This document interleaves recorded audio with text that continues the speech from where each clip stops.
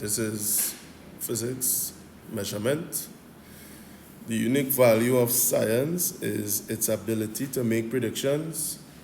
Scientific predictions are possible because science only deals with physical quantities that can be measured. We have 4 instruments of measurement. 1 is rulers and measuring tapes. 2, vernier calipers. 3, micrometer screw gauge. If you do not look directly at the marking on an instrument, you will have parallax error. And if you are using irregular shaped objects, you should use set squares to precisely get the marking on the instrument. The meter rule is used to measure lengths up to 1 meter. Both the meter rule and the measuring tape has a precision of 1 millimeter. If the ends of a meter rule are worn out, you should use readings away from the ends of the instrument to start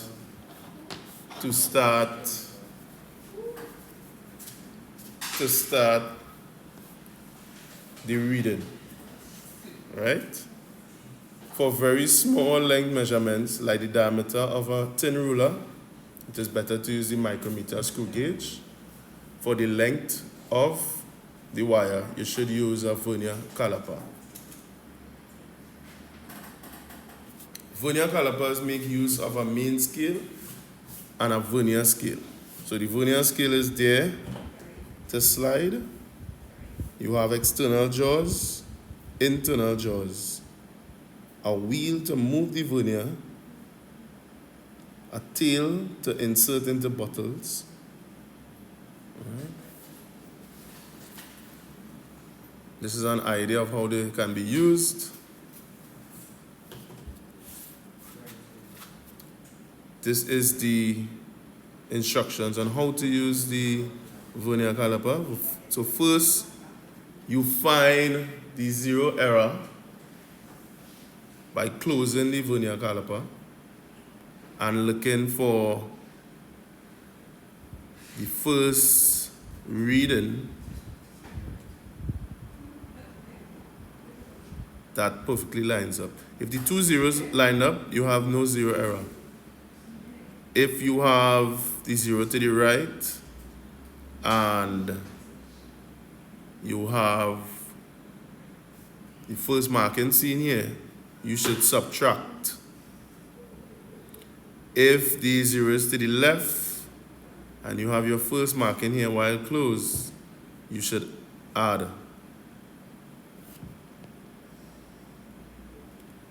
So this is an example of a disc being measured by the vernier caliper. So the 0 is given 2.1 approximately. And then if you zoom in, you will see that the 4 perfectly lines up on the main. So that is how we get 0.04 centimeters. Usually, your markings will tell you what each value on the vernier is equal to. So not all are centimeters.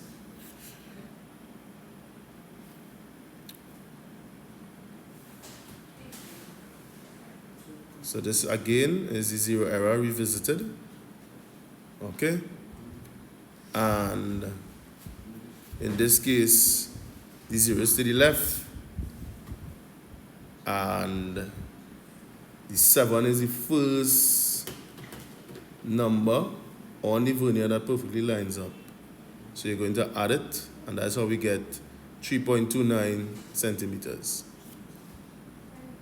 If you look at the micrometer screw gauge, we have the different parts of the micrometer screw gauge, the anvil, the spindle, there's a locking clamp, there's the main scale, there's the circular scale, and then there's the thimble. Next to the thimble is the ratchet. So the ratchet is where you use it to close the spindle in without damaging the object, right? So the main scale can give you up to 2.5 centimeters, right? And the thimble scale each is 0.01 millimeter. So you multiply by the number you see on the thimble here, okay?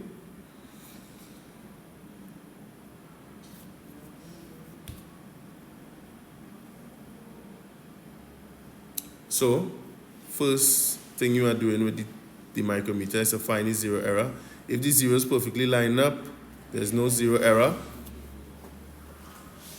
If the zero is not lining up and you're seeing that the thimble itself is to the right of the zero, you're going to have a zero error with the main line showing the number. In this case, it is 0.07. So you are going to subtract that from your measurement. If here now you see that the zero cannot be seen and you get your value when it is closed, you are going to add that value to your final answer. Beyond that, when you insert an object, your main scale is going to give you the main measurement and the thimble is going to give you the delta measurement, okay? Main measurement, delta measurement. Main measurement, delta measurement, okay?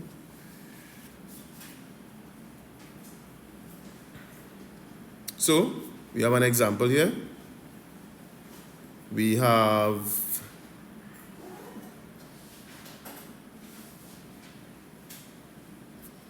one, two, three, 4, 4.5, and then the main scale is pointing towards 12 or 11.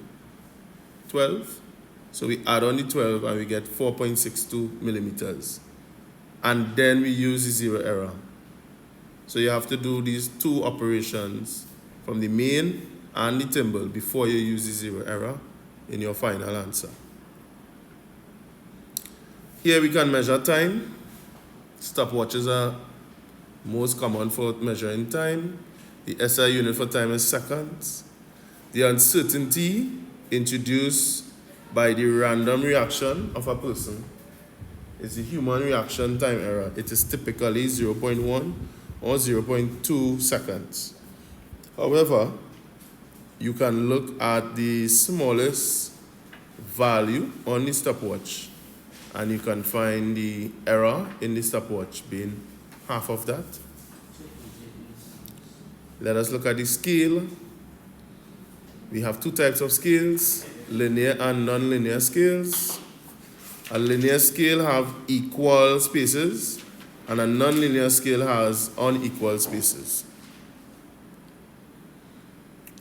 We have digital scales. So the readings for a digital meter changes by a fixed amount and can be read off directly from the display. The readings of an analog scale is estimated from an indicator that is moving. Okay, both of them have been calibrated.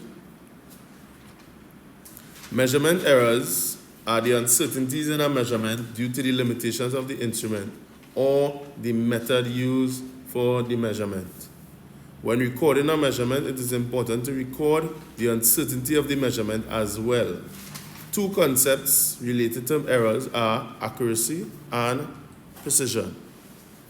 So, accuracy is the closeness of a physical quantity to the true value.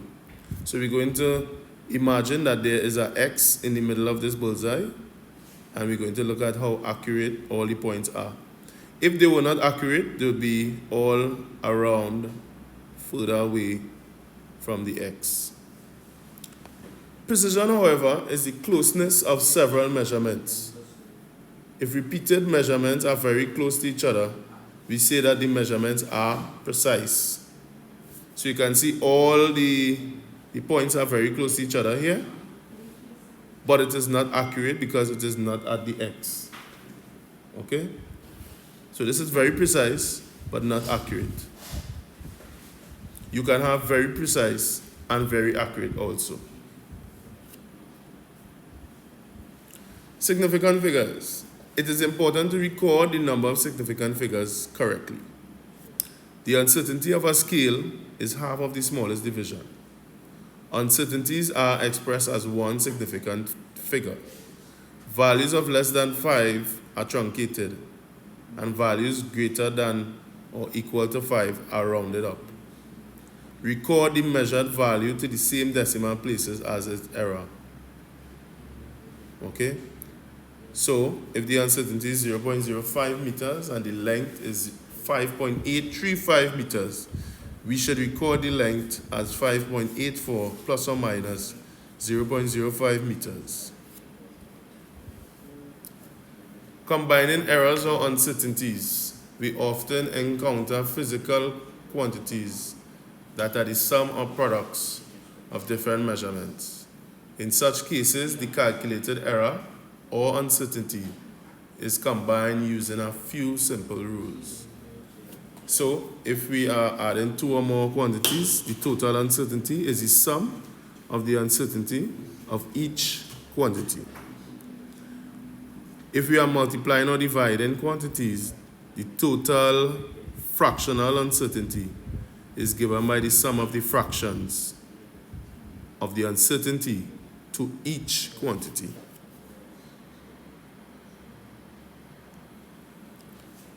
Let us look at the pendulum. Galileo investigated the characteristics of a pendulum motion and discovered that its period is independent of the bob mass, independent of the amplitude, and varies directly with the square root of its length.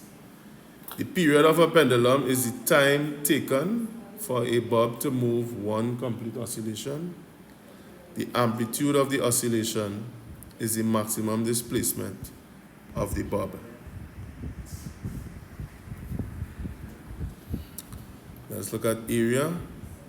We have the area of a square, area of a rectangle, area of a circle, area of a triangle, and the area of a trapezium. We have the volume of irregular objects, and to measure the volume, we can use the displacement method, where we measure a liquid in a cylinder, and when we put the object into it, we look at the difference in the volume measured. Let's look at density. We have 2 boxes. One box is holding more objects than the other box. So both of them have the same volume, but they have different mass. So density, rho, is defined as the mass, m, per unit volume, capital V. It is the ratio of mass per unit volume. So the unit of mass is kilograms. The unit of volume is meter cube. So therefore, the unit of density is kilogram per meter cube. We have relative density. This is the ratio of the density of a given object or substance. So the density of a reference substance such as water. Relative density does not have a unit as it is a ratio, and the formula for relative density is equal to be the density of the substance divided by the density of the reference, which is water.